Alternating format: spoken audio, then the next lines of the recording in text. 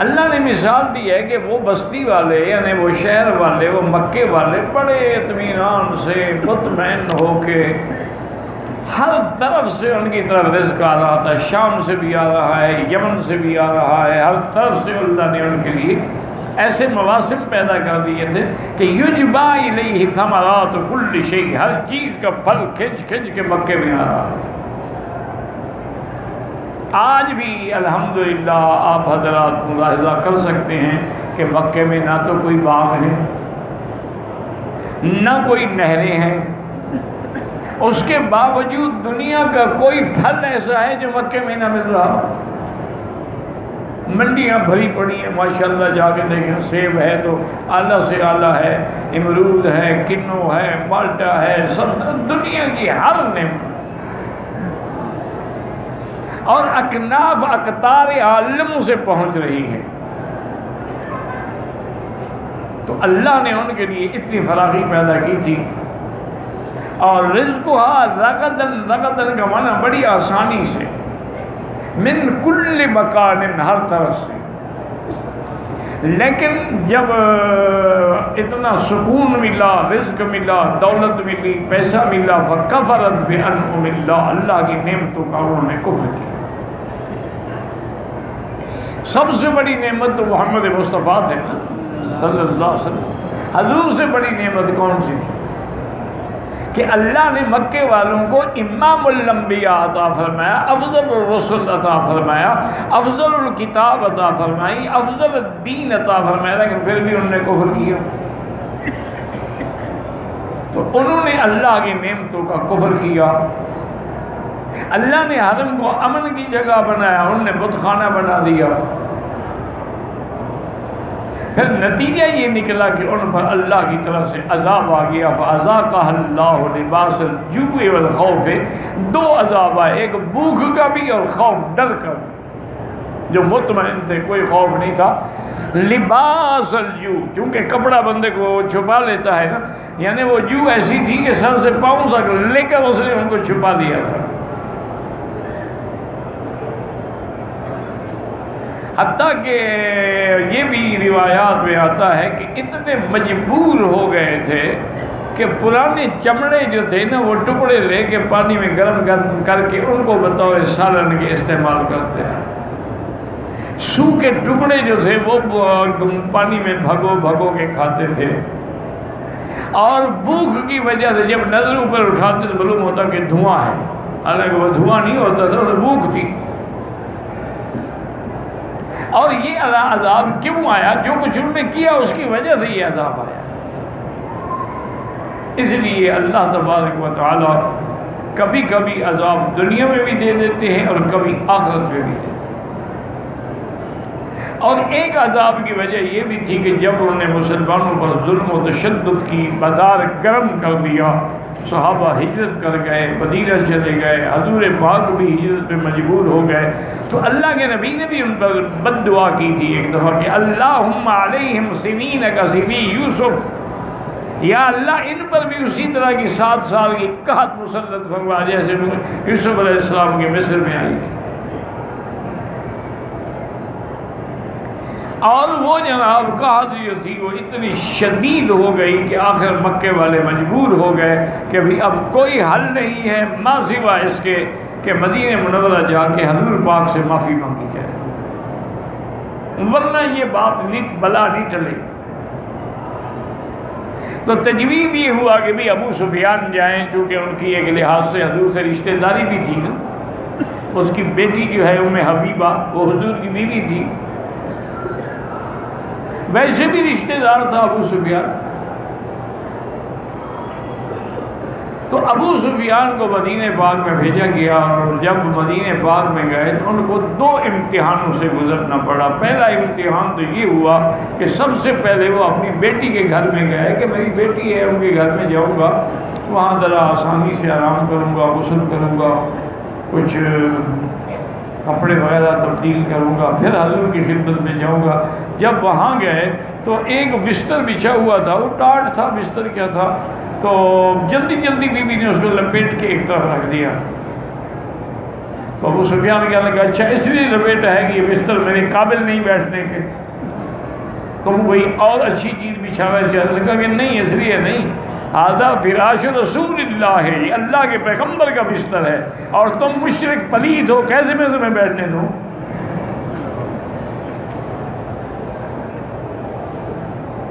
تو ابو سفیان حیران ہو گئے، کہنے لگے ام حبیبہ یعنی تم نے اسلام قبول کیا، مدینے میں آ گئی، تمہارا اخلاق بھی ختم ہو گیا، وہ قریش کے روایات جو ہے مہمان نوازی کے وہ بھی نہیں رہے تمہارے اندر۔ اس نے کہا ابو سفیان بات سنو، اس وقت روایات کی ضرورت نہیں ہے، بات ہے کفر و اسلام کی۔ میں پہلے حضور کی خدمت میں جاؤں گی، آپ سے پوچھوں گی، اگر انہوں نے مجھے اجازت دی تو پھر میں آپ کو گھر میں ٹھہرنے دوں گی، ورنہ آپ جائیں۔ ابو سفیان پریشان کھڑا ہے، ایک تو ہم بھوک کے مارے ہوئے آئے اور آگے بیٹی کے گھر میں یہ حالت ہو گئی۔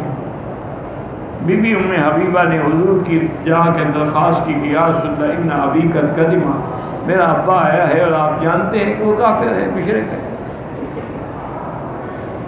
تو اب میرے لیے کیا حکم ہے؟ افاصل الیہ، میں اپنے باپ کے ساتھ مہربانی ہونے کا بالکل سلی اب آ کے جاؤ، اپنے باپ کے ساتھ صلہ رحمی کرو، احترام کرو، عزت کرو اس کی، تمہارا باپ ہے کافر ہو گیا تو کیا ہو گیا؟ باپ باپ ہوتا ہے، وہ کافر ہو کوئی ہو۔ پھر بی بی صاحبہ نے استقبال کیا، ان کے لیے کھانے کا انتظام کیا، رہنے کا انتظام کیا۔ اب ابو سفیان حضور کی خدمت میں آئے، سلام کیا اور کہنے لگے کہ یا محمد صلی اللہ علیہ وسلم ٹھیک ہے ہم مسلمان نہیں ہیں، ہم آپ کے دین کے مخالف ہیں، لیکن تمہارے رشتہ دار تو ہیں، اب تم کیا چاہتے ہو کہ تمہارے رشتہ دار بھوک سے ایڑیاں رگڑ رگڑ کے مر جائیں؟ پورے مکے والوں پر بھوک مسلط ہو چکی ہے، مہربانی کر کے ایک تو ہماری ویسے غلے سے بھی مدد کریں اور ایک اللہ سے دعا بھی کریں کہ اللہ عذاب اٹھا۔ حضور رحمت للعالمین تھے، آپ کا بھی دل پسیج گیا۔ اس کے بعد حضور پاک نے اللہ سے بھی دعا کی کہ یا اللہ آپ عذاب اپنا اٹھا لے، اور مدینے والوں کو بھی، صحابہ کو بھی حکم دیا کہ ہر آدمی جس کے پاس جتنی طاقت ہے غلے کی اکٹھا کر کے جمع کر کے اس کی مدد بھی کرو۔ تو اس لیے آدمی جب اللہ کی نعمتوں کی نافرمانی کرتا ہے نا، اللہ اپنی نعمتیں چھین لیتے ہیں۔ ایک بزرگ نے بڑی اچھی بات لکھی ہے، انہوں نے کہا کہ دیکھو شیعہ مذہب جو ہے، انہوں نے سب سے پہلے ابو بکر کی صداقت کا انکار کیا۔ سب سے پہلے حضور کے بعد اگر یہ دشمن ہے تو سیدنا صدیق کے ہیں۔ حضور کی دشمنی تو کھل کے نہیں کرتے کیونکہ دنیا رہنے نہیں دے گی، لیکن سیدنا ابو بکر بھی الزام لگائے کہ بی بی فاطمہ کا فتق کھا گیا، نعوذ باللہ وہ غاصب ہے، اور یہ بھی الزام لگائے کہ وہ تو حضور کی خلافت کے لیے مکہ چھوڑ کے آئے تھے، وہ مسلمان تھوڑے تھے۔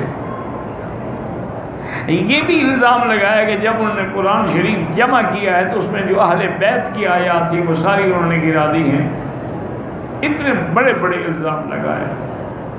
تو جب صدیق کی صداقت پہ الزام لگایا، اللہ نے شیعہ مذہب سے صداقت کی نعمت ہی چھین لی۔ اس مذہب کی بنیادی تکیے پہ ہے یہ جھوٹ ہے، ان میں صدق رہا ہی نہیں، چونکہ صدق کی نعمت کا انہوں نے انکار کیا تھا۔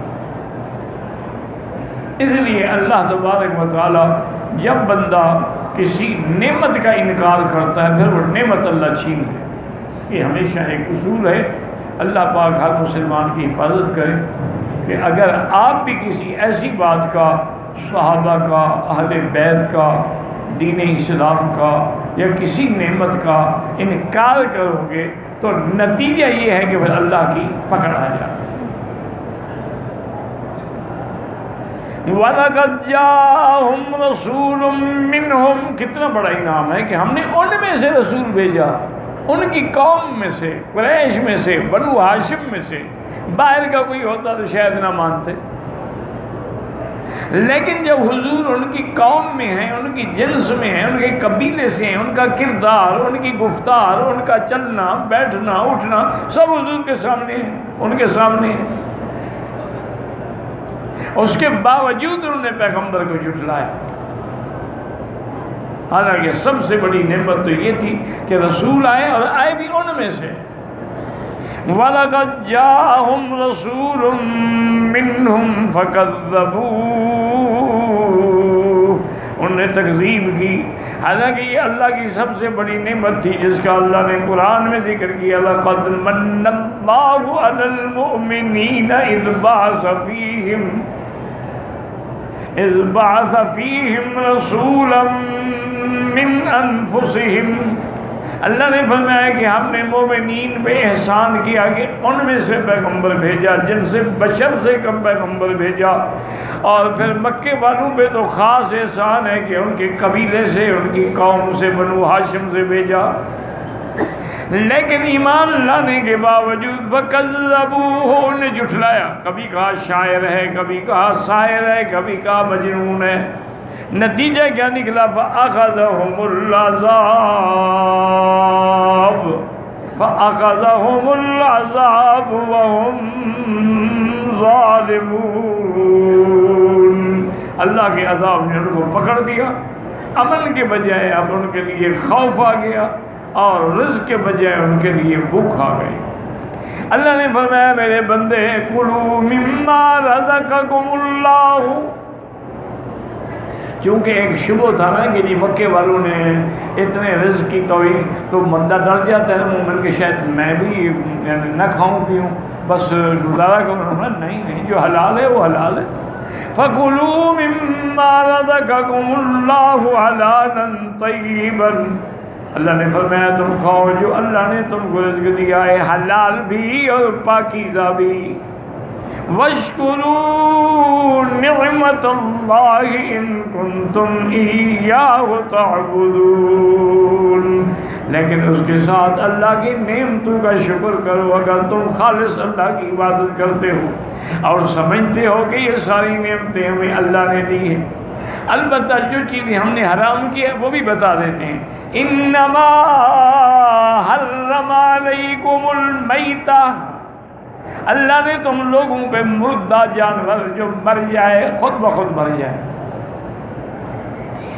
مردہ جانور جو ہے وہ تم پہ حرام کیا ہے۔ ملحدین جو ہے نا جی، اسلام کے دشمن نے ایک اعتراض کیا، وہ کہتے ہیں عجیب اسلام کا مذہب ہے کہ خود ذبح کرو تو حلال ہے اور اللہ مار ڈالے تو حرام ہے۔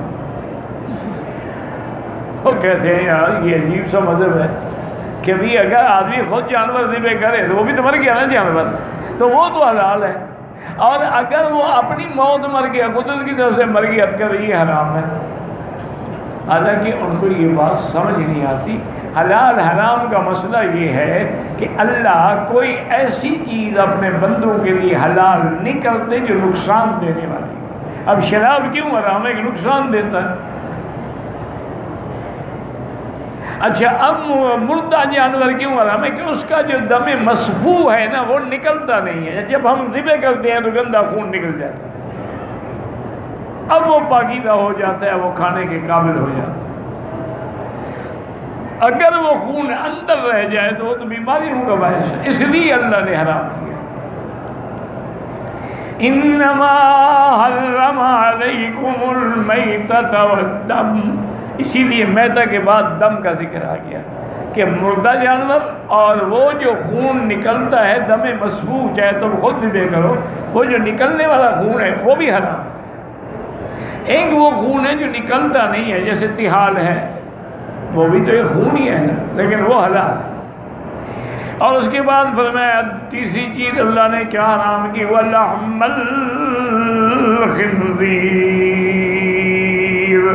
اور اللہ نے خنزیر کا گوشت بھی، یہاں چونکہ کھانے کا ذکر تھا اس لیے گوشت کا ذکر آ گیا، پہلے تھا نا کلو، پھر آ گیا لحم الخنزیر، ورنہ خنزیر کی ہر چیز حرام ہے، گوشت بھی حرام ہے، ہڈیاں بھی حرام ہیں، بال بھی حرام ہیں، کھال بھی حرام ہے، اور یہ ایسا نجس العین پلید جانور ہے کہ اس کی کھال کو دباغت بھی کی جائے وہ بھی پاک نہیں ہوتی۔ لیکن لفظ لحم کیوں آیا؟ اس لیے آیا کہ ذکر پہلے کھانے کا، تو آدمی گوشت ہی کھاتا ہے، بال تو نہیں کھاتا، اس لیے اللہ نے فرمایا وَلَحْمَ الْخِنزِيرِ۔ اور جو سب سے بڑی چیز پانچویں، وَمَا أُهِلَّ لِغَيْرِ اللَّهِ بِهِ، جو اللہ کے نام سے سوا کسی غیر کے نام پہ ذبح کیا جائے وہ بھی حرام ہے۔ اور علماء نے فرمایا اتنا بڑا حرام ہے کہ خنزیر سے بھی زیادہ بڑا ہے، اس لیے اللہ نے بعد میں ذکر کیا اللہ کے نام کے سوا، یعنی تم نے پیر کے نام پہ ذبح۔ اچھا بعض لوگ بیچارے جو ہے نا وہ دھوکے میں ہوتے ہیں، وہ کہتے ہیں جب ہم ذبح کرتے ہیں تو ہم تو بسم اللہ پڑھتے ہیں، بسم اللہ اللہ اکبر۔ بھائی جب تم لے کے مزار پہ جا رہے ہو کہ جی یہ دمبا جو ہے، یہ گائے جو ہے، بچڑا جو ہے میرے پیر کی نظر ہے، میں مزار پہ جا کے اس کو منت مانوں گا، تو یہ نیت جو ہے یہی غیر اللہ۔ اب چاہے اس میں تو 20 دفعہ پڑھتے رہو بسم اللہ، کیا ہو جائے؟ مثلا اگر کتا ہو اس پر بسم اللہ پڑھ کے ذبح کرو، حلال ہو جائے گا؟ جو حرام ہے وہ حرام ہے۔ اس لیے جب آپ نے غیر کی نیت کی تو حرام ہوگی، اب چاہے لاکھ دفعہ بسم اللہ پڑھتے رہو۔ اچھا جو کہ جانور تم خود ذبح کرتے ہو، اگر مسلمان بھول گیا بسم اللہ نہیں پڑھی تب بھی وہ حلال ہے، کیونکہ مسلمان کے دل میں تو ایمان ہے نا۔ اگر زبان سے نہیں پڑھ سکا بسم اللہ اللہ اکبر تب بھی وہ جانور حلال ہے۔ اچھا ایک بات جو ہے وہ ایک ہمارے دوستوں کو ایک بڑا خلل ہوتا ہے کہ جی اچھا گھر میں اگر کوئی جانور ہے مر رہا ہے، عورت بھی ذبح کر سکتی ہے، عورت کیوں نہیں ذبح کر سکتی ہے نا؟